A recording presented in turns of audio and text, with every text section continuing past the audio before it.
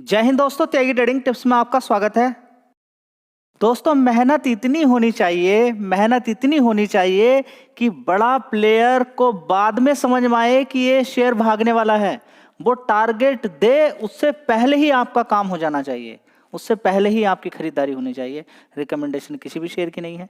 दो शेयर के बारे में यहाँ पर चर्चा होने वाली है।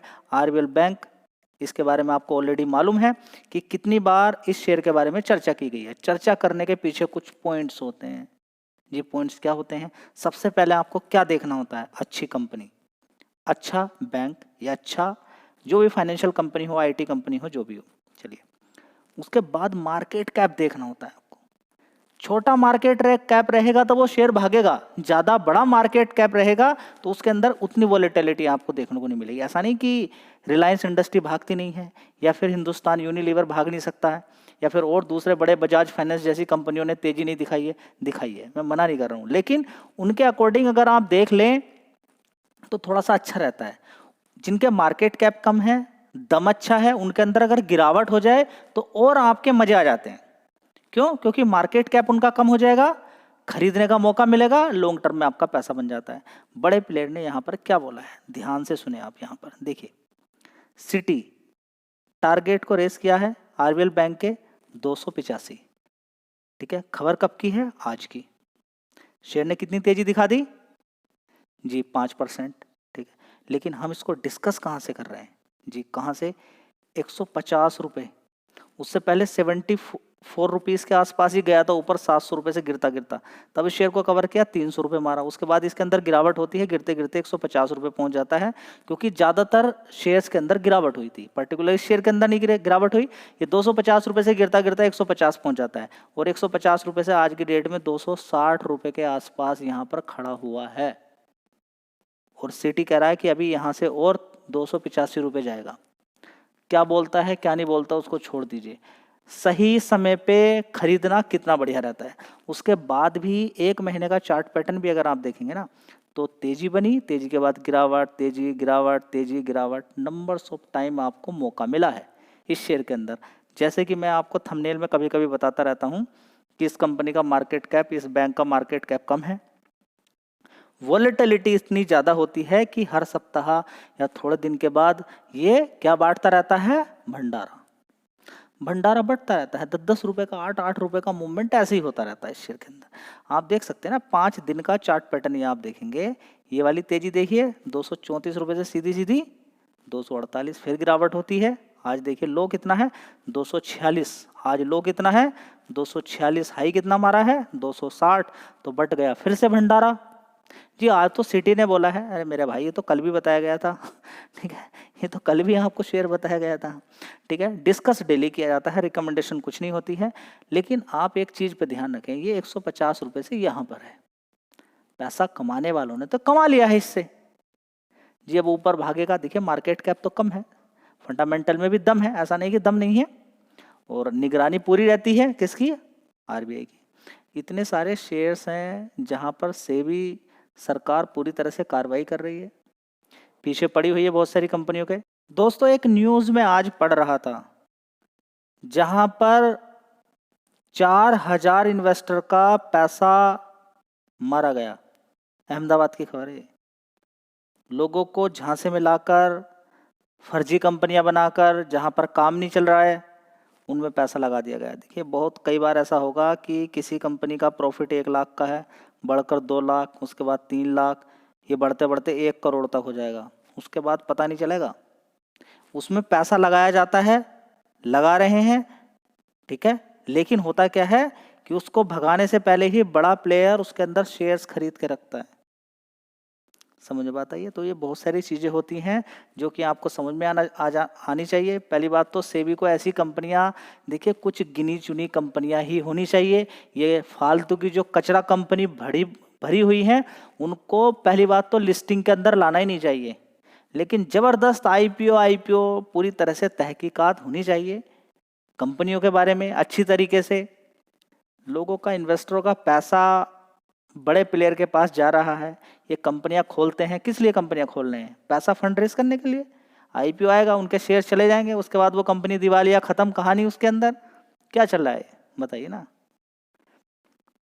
देखिए, अगर इतनी ही बड़ी दिक्कत परेशानी इंटरनल साइड में चल रही है और जो कि आईपीओ के 2 महीने 3 महीने के बाद ही आनी शुरू हो जाती है, या फिर आईपीओ का भाव अगर 800 रुपये है, शेयर गिरता गिरता 100 रुपये पहुंच जाता है, ठीक है, या फिर जो लॉस मेकिंग कंपनियां हैं जो लॉस दिखा रही हैं, उनका आईपीओ का क्या मतलब है? उनका आईपीओ का क्या मतलब है? बहुत सारी कंपनियां लॉस मेकिंग हैं, जबरदस्ती उनको आईपीओ के अंदर घुसा जा रहा है। ये पता नहीं कौन ऐसा कर रहा है, लेकिन ये जो भी कोई कर रहा है, आपको अलर्ट हो जाना है। आपको ये नहीं समझना है कि बिल्कुल सिंपल है, स्टॉक मार्केट आएंगे, कोई भी शेयर खरीदेंगे, पैसा बन जाएगा। बच जाओगे। मैं भी बोलता हूं कि अगर आपके पोर्टफोलियो में अलग अलग काफ़ी सारे शेयर्स हैं अलग अलग कंपनियों के, आप बच जाओगे। लेकिन अगर आपके पोर्टफोलियो के अंदर कुछ ही शेयर हैं और उनके बारे में ही आपको मालूम नहीं है, तो बड़ी दिक्कत आपको होने वाली है। या फिर जो रिस्की टाइप कंपनियां हैं, आपने सारा पैसा उन्हीं के अंदर लगा के रखा हुआ है, तो भाई कुछ नहीं कहा जा सकता। याद रखिएगा, स्टॉक मार्केट के अंदर तो ये चलेगा। अगर आप यहाँ पर आए हैं, कोई कंपनी खरीद रहे हैं, आज उसके फंडामेंटल काफ़ी अच्छे हैं, बाद में ख़राब हो सकते हैं, ये भी आपको मालूम होना चाहिए। नहीं तो 1 नंबर की कंपनियां हैं, उनके अंदर गिरावटें होती रहती हैं, सिर्फ उन्हीं पर आप ध्यान दें। अब इस पर आरबीआई की पूरी नज़र बनी हुई है क्या नहीं है? ये घोटाला कर सकता है, हो जाता है, इंटरनल चलता है, लेकिन फिर भी नज़र तो बनी हुई है ना। इतने लोगों के खाते खुले हुए हैं, ठीक है, तो ऐसे शेयर्स फिर भी ठीक रहते हैं। है रिस्की टाइप ये भी थोड़ा सा, लेकिन फिर भी ये शेयर, क्योंकि मार्केट कैप कम है, लेकिन फिर भी और दूसरी कंपनियों के हिसाब से उनसे तो बेटर ही है, ठीक है। तो अच्छा पैसा यहाँ पर आपको बना के दे रहा है, लगातार तेजी शेयर के अंदर बन रही है, बढ़िया पैसा आपको बना के दे दिया है। तो गिरावट क्या बेकार होती है, उसका जवाब आप मुझे दे दीजिए। क्या गिरावट खराब होती है, उसका जवाब आप मुझे दे दीजिए। बन गया यू शेप, जिसके बारे में बताता रहता हूँ। अच्छी कंपनियों के अंदर ये सारी चीज़ें चलती हैं। समय देना होता है। देखिए, बिल्कुल धीरे धीरे धीरे धीरे गिरा और धीरे धीरे धीरे धीरे बढ़ा। ये कब सीखोगे आप? बताइए ना, कब सीखने वाले हो? कितने दिनों के बाद सीखने वाले हो आप? तो अगला शेयर है आईडीएफसी फर्स्ट बैंक। इस शेयर की अगर बात करें तो 30 रुपये के आसपास होता था, जबरदस्त तेजी बनी, बन गई, आपके हाथ से निकल गया, ठीक है, रुक जाइए, निकल गया, रुक जाइए, कोई बात नहीं, गिरने दीजिए, फिर गिरा, कितने तक गया? 50 रुपये के आसपास। 50 रुपये से आज कहाँ पर है? 77, 50% फिर बना के दे दिया। जी मैं अभी भी सोया हुआ हूँ। नहीं, आप सोए हुए हैं, बहुत अच्छी बात है, लेकिन इसके साथ साथ ये भी देखना जरूरी है कि शेयर 5-5 साल तक, 10-10 साल तक भागते नहीं है। आप देखिए, यहाँ पर भाव 54 रुपये का 2019 के अंदर, उससे पहले देखेंगे आप, ये देखिए यहाँ पर देखेंगे 2016 के अंदर 73 रुपये का शेयर है, ठीक है।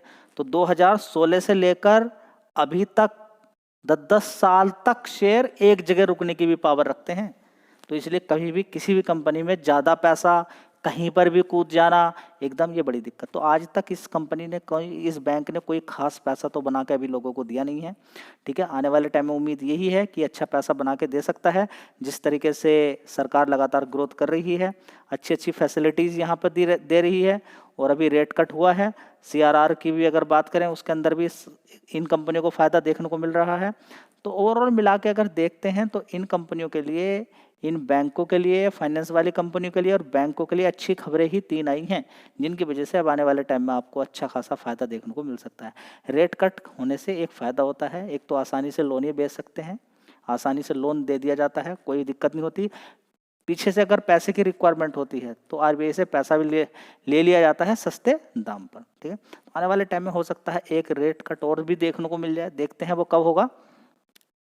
फिलहाल तो यहाँ पर देखिए शेयर के अंदर अच्छी खासी तेजी बनी है। तो 30 रुपये से एक बार अच्छा पैसा यहाँ पर बन चुका है। देखिए 30 रुपये होता था यहाँ पर शेयर, काफ़ी समय तक 30 रुपये रहा। उससे पहले देखिए 26 रुपये से कितना मारा ऊपर, 60-66 रुपये, फिर नीचे गिर गया, ठीक है, फिर ऊपर की तरफ। तो कुल मिला के आपको क्या समझ में आया? इस चीज़ को देख के 5 साल का चार्ट पैटर्न देखते हैं तो क्या समझ में आया? गिरावटें बड़े काम की होती हैं, बस आपके काम की गिरावट है। जी अब तेजी बन गई, मैं तेजी की बात ही नहीं कर रहा जी, अब तो तेजी बन रही है, मैंने गिरावट पे भी बात की थी ना। अब तेजी बन रही है तो तेजी की बात की जाएगी, क्योंकि आपके दिमाग में वो बात इतनी जाती नहीं है। क्योंकि आपको पहले गिरा हुआ शेयर दिखाया जाए, पहले आरबीएल बैंक को आपको 150 पे दिखाया जाए, आपको आईडीएफसी फर्स्ट बैंक को 52 रुपये पे दिखाया जाए, उसके बाद 80 रुपये पे दिखाया जाए, तब आपको समझ में आएगा कि गिरावट बड़े काम की है। साथ ही उन शेयर के अंदर पहले तेजी बनी हो, 300 रुपये से आरबीएल गिरता गिरता 150, ये ऊपर से गिरता गिरता 100 रुपये से पहुंच गया 50 रुपये, तब भी आपकी समझ में नहीं आ रहा है ये क्या चल रहा है। स्टॉक मार्केट में ऐसे ही चलेगा, आगे भी ऐसे ही चलेगा। आप गिरावट से चिढ़िए, हर कंपनी में गिरावट पे खरीदना नहीं होता है। मजबूत कंपनियां देखिए, सही कंपनी देखिए कि बिना वजह भी बहुत सारी कंपनियां गिरती हैं, ठीक है, कोई वजह नहीं होती है उनके अंदर, ज़बरदस्ती उनको गिरा दिया जाता है, तो वो भी कंपनियों के अंदर अच्छा फायदा होता है, लेकिन मजबूत कंपनी होनी चाहिए। तो फोकस कहाँ पर करना चाहिए आपको? अच्छी कंपनियों पे। तो ये कितनी बार पैसा बना के दे चुका है? हाँ, ये है कि बड़ा पैसा बना के नहीं दे रहा है, लेकिन अच्छा है, ठीक है, और एक क्या है, एक सिक्योरिटी है। धन्यवाद।